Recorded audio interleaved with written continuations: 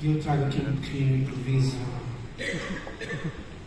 a que chamei a escrita e o silêncio.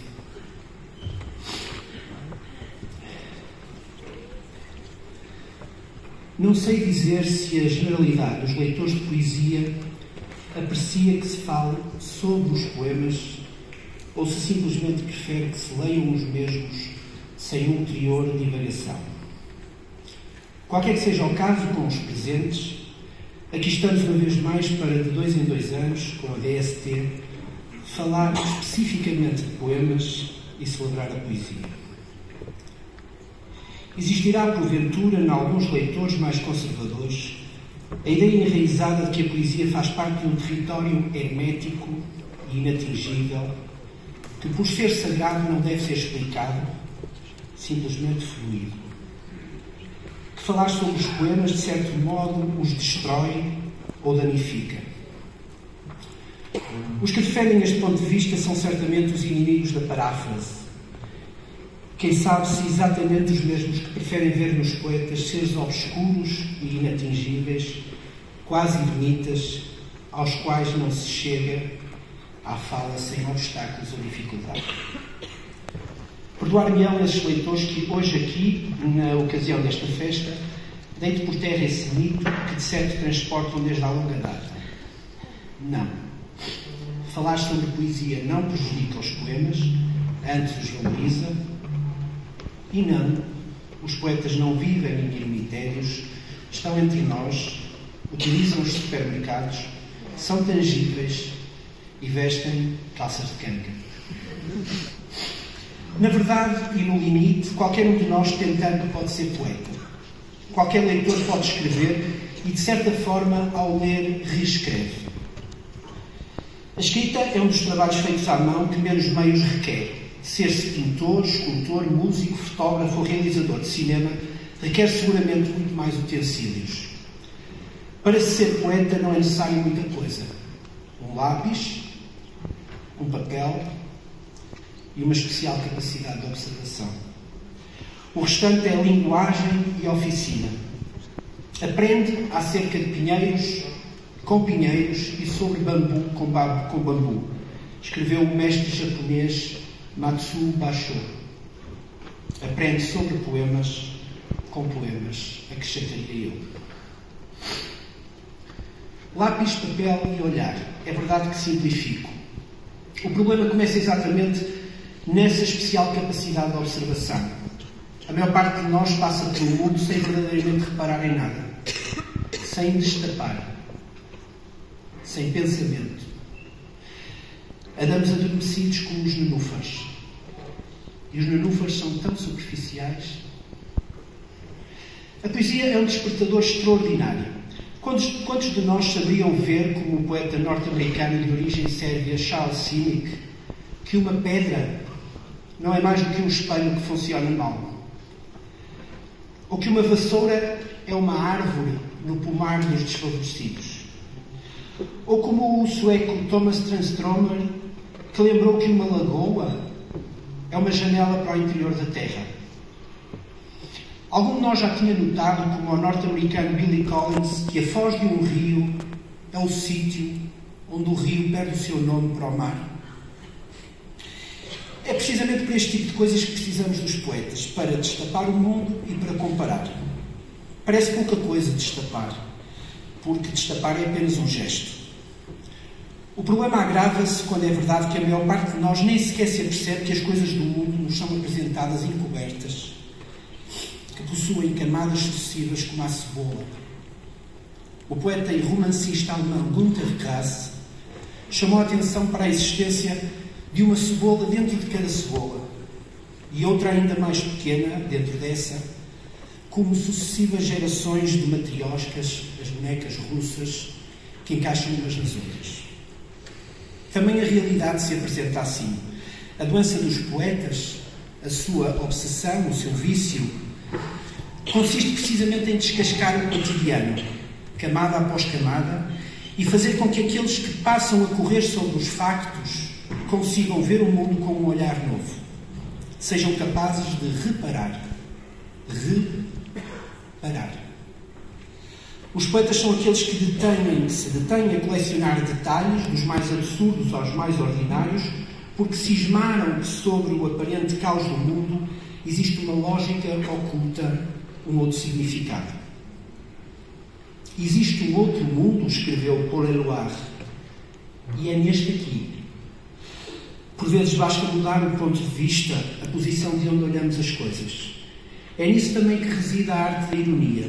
Veio-me à memória os versos do poeta norueguês Rolf Jacobsen, quando lembrava, não sem uma ponta de ironia, que, do ponto de vista dos mortos, são os vivos que estão no paraíso. Mencionei de passagem o ato de comparar. Há tempos li uma explicação neurofisiológica para a metáfora, e falo disto porque estamos aqui em Braga, na cidade das neurociências, como sendo um ato de autenticação. Nós entendemos as metáforas mesmo antes de saber porque as entendemos. Não necessariamente de hemisfério para hemisfério, mas existe uma parte do cérebro que entende as metáforas antes da outra. Como explica Stephen Dobbs, às perguntas como é que A é igual a B ou como é que o objeto é igual à imagem, a parte não discursiva da metáfora seria primeiro compreendida pelo cérebro não analítico, que de seguida pediria uma validação, uma autenticação ao cérebro analítico, ou seja, aos conhecimentos que o leitor possuía. Nesse átimo de tempo que demoramos a compreender uma metáfora, que em linguagem comum se diz, e não por acaso em língua portuguesa, fazer a sinapse, é tanto mais rápido e bem sucedido quanto mais ricas forem as memórias e as experiências e a imaginação de cada leitor, e claro, quanto mais precisa e exata for a metáfora, isto é, os dois elementos comparados. O propósito da metáfora, ou de qualquer outro tipo de comparação, é elevar em muito o significado do objeto. É graças à metáfora que o poema consegue ser tão eficaz na sua concentração e síntese, porque diz muito em poucas palavras. Ao leitor, cabe dar esse salto de compreensão entre objeto e imagem. Ao poeta, ao escrever, cabe não afastar em demasia esse espaço para que possa existir entre poeta e leitor comunicação. Também eu cedo me apercebi que me iria caber a tarefa de destapar o cotidiano, ainda que o meu fogo não fosse o do grande texto, o do livro espesso, antes da feição da elipse, do tamanho da síntese. Comparado com os romancistas vencedores da categoria de prosa dos anos anteriores, tenho que dizer isto não sem uma ponta de vergonha, o meu livro não só é mais fino que qualquer um deles, ou seja, tem menos páginas escritas, como devo assumi-lo também, quase metade de cada página está em branco. Espaço branco, sem nada escrito. Estão a dar-me um prémio por isso. Algumas poucas linhas escritas ao centro de cada página e uma impressiva moldura branca de silêncio em redor de cada poema. Então, assim que me espantou, devo confessar, o facto do venerável júri, que penhoradamente de saúde, não ter decidido, quem sabe se com justiça, atribuir-me somente metade do prémio.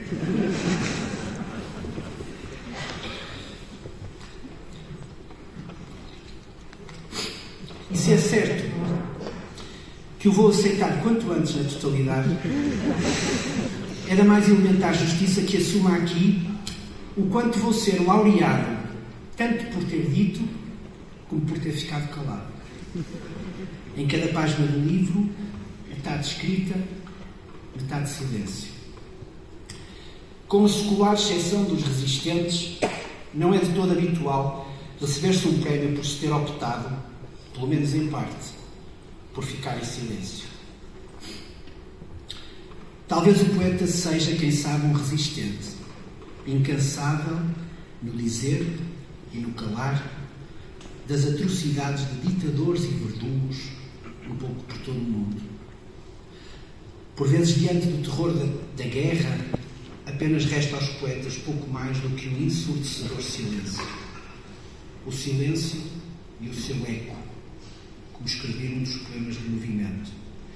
Foi o escritor neerlandês Remco Camper que afirmou: escutem com atenção aquilo sobre o que vou manter silêncio.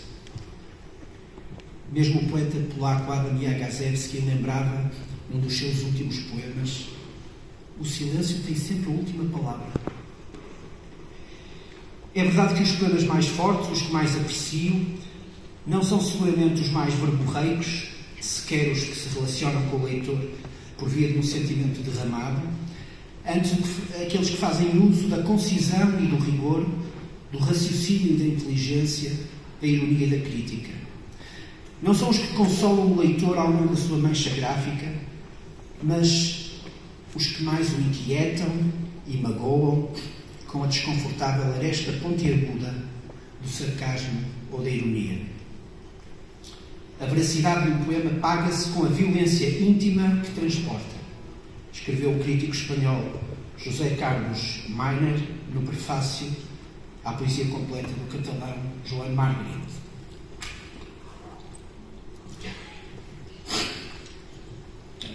Falei agora mesmo de inteligência. Mas a inteligência também pode ser perversa. O ataque às Torres Gêmeas de setembro de 2001, para recordar um exemplo que vivi presencialmente, utilizando os depósitos de gasolina dos aviões desviados como bombas, que de outra forma seria muito difícil de introduzir dentro do território americano, constituiu um modo imensamente perverso de utilizar a inteligência. Uma inteligência fria. Tampouco ser-se poeta constitui e garante algo de bondade, como tantas vezes repetiu Manuel António Pina. Radovan Karadzic, poeta e líder montenegrino, ideólogo do cerco de Sarajevo e do genocídio de Srebrenica, convidou o poeta russo Edvard Limonov para, em determinada ocasião, quando se encontravam com soldados sérvios numa colina sobre Sarajevo, descarregar uma munição completa de metralhadora sobre a capital da Bósnia-Herzegovina. Neste exemplo se cruzam perversamente a arte da poesia, dois poetas, e a banalidade do mal de que falava Hannah Arendt. Por alguma razão, o poeta irlandês Seamus Heaney gostava de lembrar o mote do inglês John Keats acerca da inteligência. Educar a inteligência, fazer dela uma alma. A inteligência quente. Em minha defesa pelo facto de escrever poesia e usar o silêncio, tenho a evidência de que não fui eu quem escolheu a poesia. Foram os poemas que me escolheram a mim. Aperceberam-se eles, os poemas, avaliando a minha movimentada vida cotidiana, de que me seriam convenientes. Um verso por dia, no máximo, com sorte meio poema. E ler. Ler muito. Pouco a ver com a árdua oficina dos romancistas, preenchendo páginas e páginas de texto a cada dia. Porque pensaram eles que acrescentar significava aumentar, escreveu num poema o poeta Philippe Larkin. Para mim significava diluir. Caros amigos, a poeta russa Marina Tsvetaeva afirmava que poesia é composição e músculo. Composição porque estrutura, forma e cesura. Músculo porque dicção, ritmo, tensão. Mas poesia também é tradição. Não por acaso semeei este breve discurso de poetas. Não existe nova poesia sem tradição, sem o que já foi escrito e calado, depurada por cada poeta até à sua voz pessoal.